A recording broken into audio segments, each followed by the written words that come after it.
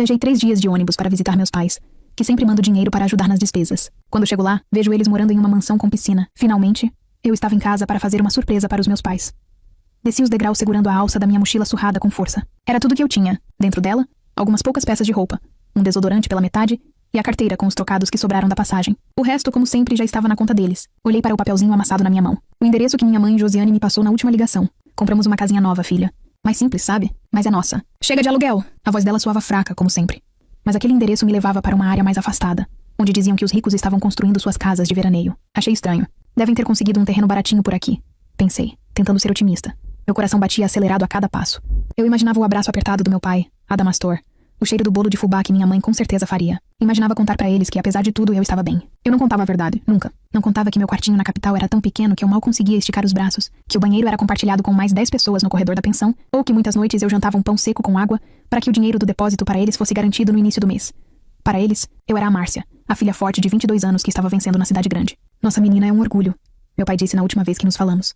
Mal sabia ele que o orgulho deles trabalhava 12 horas por dia em uma lanchonete, limpando o chão, fritando salgados e aguentando o desaforo de cliente mal-humorado por um salário mínimo. Mas valia a pena. Cada centavo valia a pena, porque era para eles. Para garantir que meu pai tivesse seus remédios para a pressão e que minha mãe não precisasse mais se preocupar com a conta de luz.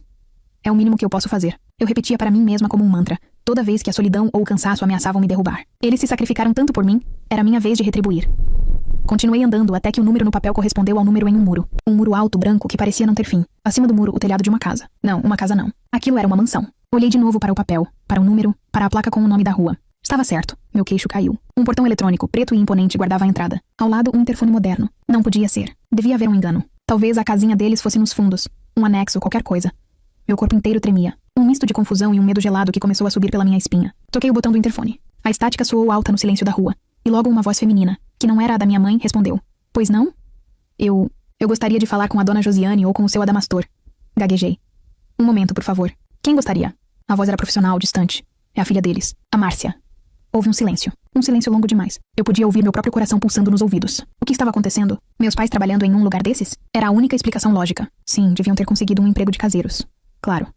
Minha mãe cozinhando e meu pai cuidando do jardim. O alívio quase me fez rir de mim mesma. Da minha imaginação fértil. O portão deslizou para o lado com um zumbido suave, revelando um caminho de pedras que levava a uma porta de entrada gigantesca. Um jardim perfeitamente aparado, com flores coloridas que eu nunca tinha visto na vida, se estendia por todo o lado. E no fundo, brilhando sob o sol, a água azul de uma piscina enorme me cegou por um instante. Uma mulher de uniforme cinza, a mesma da voz do interfone, me esperava na porta. Ela me olhou de cima a baixo, para minha mochila velha e minhas roupas amassadas da viagem, e seu rosto não demonstrou nenhuma emoção. Pode entrar. A senhora Josiane está na sala da piscina. Senhora Josiane? Sala da piscina? Meu cérebro se recusava a processar. Seguia a empregada por um corredor de mármore frio e brilhante. Havia quadros nas paredes que pareciam caríssimos. Um lustre de cristal que pendia do teto alto. O ar cheirava a flores e a algum produto de limpeza chique. Tudo ali gritava dinheiro, riqueza, um mundo que não era o meu. Que não podia de jeito nenhum ser o dos meus pais. E então eu a vi. Minha mãe. Josiane. Ela estava deitada em uma espreguiçadeira branca e acolchoada, usando óculos de sol de grife e um maiô estampado que eu nunca poderia pagar. Ao seu lado, em uma mesinha de vidro, um copo com uma bebida colorida e um guarda-chuvinha de enfeite. Ela ria. Ria de algo que um homem de pé ao seu lado dizia. Meu pai. Ele não usava suas roupas velhas de trabalho, mas uma camisa de linho branca e uma bermuda de marca. Parecia 10 anos mais novo. Saudável. Relaxado. Meu estômago se revirou. O cansaço da viagem, a fome, a dor nas costas. Tudo desapareceu. Substituído por um choque tão profundo que me deixou sem ar. Eles não me viram chegar. Continuei parada, escondida pela pilastra da varanda, apenas observando. Aquela não era a minha mãe, que chorava no telefone dizendo que o dinheiro do gás tinha acabado. Aquele não era meu pai, que se preocupava com o preço dos seus remédios. Aqueles eram 2 estranhos, vivendo uma vida de luxo que eu, com meu suor e minhas noites mal dormidas, estava de alguma forma ajudando a pagar. Aquele bolo de fubá, aquele abraço apertado, a imagem que me sustentou por tantos meses se quebrou em 1000 pedaços. E no lugar dela só restava uma pergunta, girando sem parar na minha cabeça. O que diabos estava acontecendo aqui? Fiquei ali, paralisada atrás da pilastra, por um tempo que pareceu uma eternidade. O som das risadas deles ecoava na varanda luxuosa e batia nos meus ouvidos como um insulto. Cada gargalhada era uma faca se cravando no meu peito. Eu via a cena, mas minha mente se recusava a aceitar. Parecia um filme, um pesadelo. Minha mãe, com a pele bronzeada, ergueu o copo e brindou com meu pai. Eles pareciam um casal de celebridades em férias. Não os pais humildes e cheios de dificuldades que eu sustentava. Um nó se formou na minha garganta. Um nó de raiva, de tristeza, de uma confusão tão avassaladora que me deixou tonta. Respirei fundo. O ar parecia pesado, denso. Eu precisava de respostas. Precisava entender que teatro era aquele. Dei um passo à frente, saindo da sombra da pilastra. Meus pés descalços e sujos no mármore gelado fizeram um barulho quase inaudível, mas foi o suficiente. Minha mãe virou a cabeça na minha direção. Os óculos de sol caíram um pouco no seu nariz. Ela franziu a testa tentando focar. E então seus olhos se arregalaram. A cor sumiu do seu rosto, mesmo debaixo do bronzeado. O sorriso desapareceu. Márcia? Ela sussurrou, a voz falhando. Meu pai se virou. A expressão de alegria relaxada no seu rosto se transformou em puro choque. Ele ficou pálido, a boca entreaberta. Por um segundo, ninguém disse nada. O único som era o da pequena cascata artificial que caía na piscina. Filha, o quê? O que você está fazendo aqui? Meu pai gaguejou, dando um passo hesitante na minha direção. Eu vim fazer uma surpresa. Minha voz saiu rouca, áspera. Mas parece que a surpresa foi minha. Apontei com o queixo para a casa, para a piscina, para as roupas que eles vestiam. Que lugar é este? O que está acontecendo? A senhora não me disse que tinham comprado uma casinha simples? Isso aqui é o quê? A casinha do cachorro? O sarcasmo pingava de cada palavra. Minha mãe se levantou da espreguiçadeira, ajeitando o maiocaro como se estivesse tentando de alguma forma cobrir a mentira. Filha, nós podemos explicar. Explicar? Explicar o quê, mãe? Que eu passo 3 dias dentro de um ônibus comendo bolacha seca para chegar aqui e encontrar vocês vivendo como reis? Enquanto eu... A voz me embargou. Engoli em seco, lutando contra as lágrimas de raiva que queriam cair. Eu não ia chorar, não na frente deles. Enquanto eu conto as moedas para pagar o aluguel do meu buraco na capital? De repente, outra figura apareceu na varanda, vinda de dentro da casa. Era minha irmã, Carla. Com 30 anos, ela sempre foi a favorita, a mais bonita, a mais inteligente. Ela usava um vestido de seda leve que flutuava ao redor do seu corpo e segurava uma taça de vinho branco. Ela parou ao lado dos nossos pais, me olhando com uma expressão de desdém. Olha só quem apareceu. A irmã Salvadora, disse Carla com um sorriso debochado. Veio conferir o investimento? Aquilo foi como jogar gasolina no fogo. Carla, você sabia disso tudo? Você estava aqui, vivendo nesse luxo enquanto eu me matava de trabalhar para mandar dinheiro para eles? Claro que eu sabia. Eu não sou idiota como você, Marcinha. Ela respondeu dando um gole no vinho. Alguém tinha que aproveitar, não é? Já que você gosta tanto de bancar a coitadinha sofredora. Virei-me para meus pais, incrédula. Vocês deixaram? Vocês concordaram com isso? Meu pai não conseguia me encarar. Olhava para os próprios pés, como um menino pego fazendo arte. Minha mãe, por outro lado, levantou o queixo. Uma expressão dura tomou conta do seu rosto. Uma que eu nunca tinha visto antes. Não fale assim com a sua irmã, Márcia. A Carla sempre esteve aqui nos apoiando, disse Josiane. Apoiando? Apoiando em quê? A gastar o dinheiro que eu mandava? Eu praticamente gritei. A empregada que estava parada perto da porta se encolheu. Controle-se, menina. Não me faça passar vergonha na frente dos empregados. Minha mãe sibilou. Empregados, no plural. Aquela palavra me atingiu com a força de um soco. Olhei ao redor. Vi um homem cuidando do jardim ao longe. A mulher que me atendeu continuava parada, observando tudo. De repente, um carro de luxo, preto e brilhante, parou em frente à casa. E um homem de terno, um motorista, desceu para abrir a porta. A realidade da situação era tão absurda, tão surreal, que por um momento achei que fosse enlouquecer. Vergonha? Repeti, a voz baixa e perigosa. Vergonha eu sinto de vocês. Eu quero saber de onde veio tudo isso. Agora! Meu pai finalmente levantou a cabeça. Havia culpa em seus olhos, mas também uma fraqueza que me deu nojo. Filha, foi um dinheiro que a gente conseguiu. Uma sorte grande. Sorte grande. Que sorte grande, pai. Vocês roubaram um banco? Porque o meu salário de garçonete com certeza não compra uma mansão. Foi Carla quem respondeu, impaciente. Ai, deixa de drama. Eles ganharam na loteria, pronto, falei. Um mês depois que você foi embora para a capital bancar a heroína da família. Loteria. A palavra ficou suspensa no ar. Eles ganharam na loteria. Um mês depois de eu ter ido embora. E continuaram pegando o meu dinheiro. Mês após mês. Cada depósito, cada sacrifício. Não era para remédios. Não era para o aluguel. Era para quê? Para o champanhe que minha irmã bebia? Para o salário do motorista? Para a manutenção da piscina? A imagem de mim mesma, comendo pão com margarina sentada na beira da minha cama para não gastar o dinheiro deles, me veio à mente com uma clareza dolorosa. Lembrei do dia em que meu tênis furou e eu coloquei um pedaço de papelão dentro para aguentar mais um mês. Porque o dinheiro que eu tinha guardado para um novo, eu mandei para minha mãe comprar um casaco de frio. Porque o inverno aqui na serra é rigoroso. Como ela disse no telefone, com a voz chorosa. A raiva deu lugar a uma dor fria e oca. Um sentimento de traição tão profundo que me roubou as palavras. Eu olhei para os três. Minha mãe, com sua postura arrogante. Meu pai com sua covardia. Minha irmã com seu desprezo. Eles não eram minha família. Eram vampiros. Parasitas que se alimentaram do meu esforço, da minha ingenuidade e do meu amor. Vocês... Comecei, a voz tremendo. Vocês continuaram pegando meu dinheiro, sabendo que eu estava passando necessidade. Pra viverem assim? Minha mãe deu de ombros. Era sua obrigação de filha, Márcia. E a gente nunca disse que estava passando fome. Você que assumiu isso. Além do mais, seu dinheirinho mal pagava a ração dos cachorros que a gente comprou. Aquela frase me quebrou. A ração dos cachorros. Meu suor, meu cansaço, minhas privações valiam menos que a comida dos cachorros deles. As palavras da minha mãe ficaram flutuando no ar úmido da piscina. Por um instante o mundo ficou em silêncio. O zumbido da cascata, o canto dos pássaros, tudo desapareceu. Só existia aquela frase ecoando na minha cabeça. Todo o meu esforço. A fome que passei. As noites em que chorei de solidão e cansaço. O orgulho que eu sentia por estar ajudando. Tudo isso reduzido a nada. Menos que nada. Valia o mesmo que um saco de ração para cães que eu nem sabia que existiam. Um riso seco e amargo escapou dos meus lábios. Eu não queria rir, mas não conseguia evitar. Era o riso de quem finalmente entende a piada de mau gosto que a vida lhe pregou. Eu não era a filha heroína. Eu era a idiota da família. A trouxa. Você acha isso engraçado? Minha mãe perguntou, a voz afiada, irritada com a minha reação. Eu acho hilário, respondi, olhando diretamente nos olhos dela pela primeira vez sem vacilar. A mágoa ainda estava lá. Um buraco frio no meu peito. Mas algo novo estava crescendo por cima dela. Uma raiva gelada, cortante. Uma clareza terrível. Eu quero saber de tudo. Contem-me. Como foi que vocês ganharam? E por que, pelo amor de Deus, vocês continuaram me ligando, chorando miséria, pegando cada centavo que eu tinha? Carla revirou os olhos e se serviu de mais vinho. Ai, que interrogatório. Papai jogou os números de sempre, os aniversários da família. Uma semana depois, o prêmio saiu. Simples assim. E o dinheiro que eu mandava? Ah, insistia a voz firme. Para que servia? Ah, aquilo. E disse Carla com desdém. A gente usava para as pequenas coisas, sabe? O prêmio da loteria é grande, mas demora um pouco para liberar tudo, tem burocracia. Seu dinheiro era o nosso dinheiro de bolso. Dinheiro de bolso, repeti. a palavra entalando na garganta. Lembrei-me da ligação de 2 meses atrás. A voz de minha mãe, desesperada. Filha, pelo amor de Deus, o teto da cozinha desabou com a chuva. O concerto vai ser um absurdo, não sei o que vamos fazer. Naquele dia, eu tinha acabado de receber meu salário. Peguei o dinheiro que tinha separado para pagar meu aluguel e depositei tudo para eles. Passei o mês comendo na lanchonete as sobras que ninguém queria e menti para o dono da pensão, dizendo que pagaria o aluguel no mês seguinte com juros. E o teto da cozinha, mãe? Que desabou com a chuva. E perguntei, sentindo meu sangue ferver. Minha mãe deu uma risadinha. Ah, aquilo.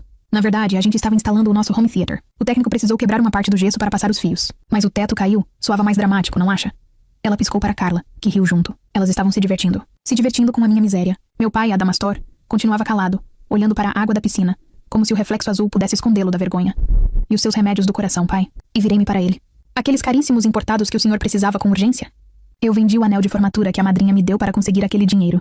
Ele se encolheu, mas foi Carla quem respondeu por ele. Remédios? Ah, você quer dizer a nossa viagem para aquele resort em Caldas Novas? Papai estava um pouco estressado com a reforma da casa, precisava relaxar. E o anel, Marcinha? Sinto muito, mas ele pagou uma rodada de uísque para os amigos novos dele no bar do hotel. Cada revelação era um novo soco no estômago. A mentira não era apenas por omissão, por não me contarem sobre o prêmio. Era uma teia de enganos cruéis, calculados, feitos para sugar tudo de mim. Eles não apenas me enganaram, eles zombaram do meu amor, da minha preocupação. Usaram meu sacrifício para financiar seus caprichos mais banais e ridículos. A dor oca dentro de mim começou a se solidificar. Transformou-se em uma pedra de gelo. A tristeza deu lugar a uma fúria fria e determinada. Eu olhei para eles, para o luxo que os cercava. Um luxo construído sobre a minha exploração. E naquele momento, a Márcia boazinha, a filha dedicada, morreu. Eu quero meu dinheiro de volta, falei, a voz desprovida de qualquer emoção. Os 3 me encararam. Desta vez foi o meu pai quem riu. Uma risada fraca, nervosa. Filha, não seja boba. Que dinheiro? Cada centavo que eu mandei para vocês desde o dia em que ganharam na loteria. Eu tenho todos os comprovantes de depósito. Eu sei exatamente quanto foi e quando foi. Eu quero tudo de volta. A expressão de divertimento no rosto da minha mãe desapareceu, sendo substituída por uma fúria genuína. Ela se aproximou de mim, o dedo em riste. Escute aqui, sua pirralha insolente. Você não vai exigir nada na minha casa. O dinheiro que você mandou foi sua obrigação. Um presentinho, uma ajuda de filha. Você não tem direito a nada. Não foi presente, foi extorsão. Respondi, mantendo meu olhar firme no dela. Vocês mentiram, me manipularam, se aproveitaram de mim enquanto eu passava necessidade. Isso é crime. Foi então que ela disse a frase que selou o destino deles para sempre na minha vida. Ela me olhou de cima a baixo, com todo o desprezo que uma pessoa pode ter pela outra, e cuspiu as palavras. Crime? Crime é a sua inutilidade. Você nunca foi boa em nada, Márcia. Sempre a filha sem graça, a que não deu certo. Se não fosse para mandar esse dinheirinho de esmola, você não serviria para absolutamente nada. Você é uma mulher inútil. E agora ainda quer vir cobrar alguma coisa? Faça-me um favor. Mulher inútil. Aquilo não doeu. Curiosamente não doeu. Apenas confirmou tudo. Era como se a última peça do quebra-cabeça se encaixasse. Eles não me viam como filha. Eu era uma ferramenta, um caixa eletrônico, uma fonte de renda descartável. E agora que eles tinham a fonte principal, a loteria, a ferramenta antiga não tinha mais serventia. Eu não disse mais nada. Apenas dei as costas para eles. Para a piscina, para a mansão, para as bebidas caras. Dei as costas para a minha família. Onde você vai? Meu pai perguntou, a voz subitamente alarmada. Embora, respondi sem me virar. Mas não se preocupem. Vocês vão ter notícias minhas. Não pessoalmente. O meu advogado entrará em contato. Caminhei pelo corredor de mármore. Passei pela empregada que me olhava com uma mistura de pena e espanto e atravessei a porta gigantesca. Não olhei para trás. Enquanto o portão se fechava atrás de mim, bloqueando a visão daquela vida de mentiras, eu não senti tristeza, não senti saudade. Eu senti força. A força de quem foi empurrada para o fundo do poço e descobriu que o chão era firme o suficiente para pegar impulso e subir de volta. Eles me chamaram de inútil, e eu ia usar cada centavo do meu sofrimento para provar o quão terrivelmente enganados eles estavam. A guerra tinha apenas começado. A viagem de volta no ônibus foi completamente diferente. As mesmas 72 horas, a mesma poltrona desconfortável. Mas eu não sentia mais o cansaço. A dor nas costas havia sumido. O que eu sentia era uma energia fria e pulsante. Uma determinação que eu nunca soube que possuía. Eu não olhava a paisagem com saudade. Olhava como quem se despede de um passado que não existe mais. A cada quilômetro que me afastava daquela cidade, eu me sentia mais forte, mais dona de mim. A imagem do rosto chocado dos meus pais quando eu disse que meu advogado entraria em contato era meu único consolo. A palavra inútil ecoava na minha mente. Não mais como um insulto, mas como um desafio. Assim que cheguei na capital, não fui para a minha pensão. Fui direto para um escritório de assistência jurídica gratuita que ficava no centro da cidade. Eu não tinha dinheiro para um advogado caro, mas tinha uma história e todas as provas de que precisava. Sentei na frente de uma advogada jovem, a doutora Helena, e contei tudo. Mostrei a ela a pilha de comprovantes de depósito que eu guardava em uma pasta velha. Para cada comprovante, eu contei a mentira que o acompanhava. O teto quebrado, os remédios do coração, a conta de luz atrasada. Doutora Helena ouvia tudo com uma expressão séria, que aos poucos se transformava em indignação. Quando terminei, ela respirou fundo e disse: Márcia, o que seus pais fizeram não é só maldade, é crime. Chama-se estelionato, com o agravante de abuso de confiança. Eles se aproveitaram da sua boa-fé para obter vantagem financeira. Nós vamos processá-los. Vamos pedir cada centavo de volta, com juros e correção monetária, e ainda uma indenização por danos morais. Pela primeira vez em muito tempo, senti que não estava sozinha. A justiça, uma palavra que antes parecia tão distante, agora tinha um rosto e um plano. O processo foi iniciado, e então, o inferno começou. As ligações eram diárias. No início, era minha mãe, Josiane, gritando, me ameaçando, me chamando de todos os nomes possíveis. Você vai se arrepender disso, sua víbora. Ingrata. Jogar os próprios pais na justiça. Eu ouvia tudo em silêncio e desligava. Depois, as ligações passaram a ser do meu pai. A voz dele era chorosa, suplicante. Filhinha, perdoa sua mãe, ela tem o gênio forte. Retire o processo. Vamos conversar. Somos uma família. Eu também desligava. Até a Carla me ligou tentando uma abordagem diferente. Marcinha, pensa bem. Você vai mesmo fazer esse circo todo por causa de uns trocados? A gente te dá um dinheirinho. O que você quer? 10 mil? 20 mil? A oferta me deu tanto nojo que eu apenas disse: eu quero justiça. E desliguei. Depois daquela ligação, troquei meu número de telefone. Eles começaram a mandar cartas para a lanchonete onde eu trabalhava. Cartas cheias de chantagem emocional, de falsas promessas, de acusações. Eu não lia. Amassava e jogava no lixo. Para mim, eles já não existiam. Eu não tinha mais pais. Eu tinha credores. Os meses se passaram. Eu continuei meu trabalho na lanchonete, mas algo havia mudado. Eu não me sentia mais uma coitada. Eu me sentia alguém que estava lutando por si. Comecei a guardar o dinheiro que antes mandava para eles. Pouco, mas era meu. Consegui alugar um quartinho um pouco melhor, com um banheiro só para mim. Parecia um palácio. E então, em uma tarde chuvosa, meu telefone novo tocou. Era a doutora Helena. A voz dela estava diferente, animada de um jeito estranho. Márcia, você não vai acreditar no que aconteceu. Sente-se, por favor. Meu coração gelou. Pensei que tínhamos perdido, que a justiça tinha falhado. Mas o que ela disse a seguir foi muito além de qualquer coisa que eu pudesse imaginar. A Loteria Federal acabou de soltar uma nota oficial. Houve um erro de sistema em um dos sorteios de alguns meses atrás. Um prêmio milionário, sorteado para a sua cidade, foi um erro. O bilhete dos seus pais, Márcia, era um bilhete falso. Um erro de impressão validado por uma falha no sistema. Eles nunca foram os vencedores. A loteria está exigindo a devolução de todo o dinheiro que foi pago a eles. Fiquei em silêncio, tentando processar. A mansão, o carro, o motorista, a piscina, as roupas de grife. Tudo aquilo era uma farsa. Uma sorte que nunca foi deles de verdade. Uma bolha de sabão que acabara de estourar. A surpresa veio a galope, como um cavalo selvagem. Em questão de semanas, meus pais perderam tudo. A casa foi tomada, o carro leiloado, os móveis de luxo confiscados. Eles não só voltaram à estaca zero, como ficaram devendo uma fortuna, pois já tinham gastado boa parte do dinheiro. Meu processo contra eles se tornou quase irrelevante diante da catástrofe que se abateu sobre suas vidas. Foi então que as cartas e as ligações para o meu trabalho voltaram. Mas desta vez, o tom era outro. Era de desespero absoluto. Eram cartas sujas de lágrimas, ligações da minha mãe em prantos, implorando por perdão, pedindo qualquer ajuda, um teto, um prato de comida. Diziam que me amavam, que erraram, que a filha boa e de coração generoso não podia abandoná-los naquele momento. Eu li uma dessas cartas, a única, e não senti nada, nem pena, nem raiva, nem satisfação, apenas um vazio. Eles não estavam arrependidos do que fizeram comigo. Estavam arrependidos de terem sido pegos, de terem perdido tudo. O amor deles só aparecia quando o dinheiro desaparecia. Peguei a carta, amassei lentamente e joguei no lixo, junto com as outras. Olhei pela janela do meu pequeno quarto para a cidade que me acolheu e me ensinou a ser forte. Eles me chamaram de inútil, mas a inútil aqui tinha um teto sobre a cabeça, um trabalho honesto e, o mais importante, a dignidade intacta. Eles, os espertos, não tinham mais nada. A vingança que eu tanto quis não veio pelas minhas mãos, mas pelas mãos do próprio destino. E foi muito mais cruel e completa do que eu jamais poderia planejar. Eu não os procurei. Não atendi mais nenhuma ligação. Eles me mandam mensagens até hoje, de números diferentes, dizendo que moram de favor na casa de um parente distante, que sentem minha falta. Eu as apago sem ler. A Márcia, que era filha deles, morreu naquele dia, na beira daquela piscina luxuosa. A mulher que sobreviveu não deve nada a ninguém. Eu não tenho mais pais. E pela primeira vez na vida eu estou em paz.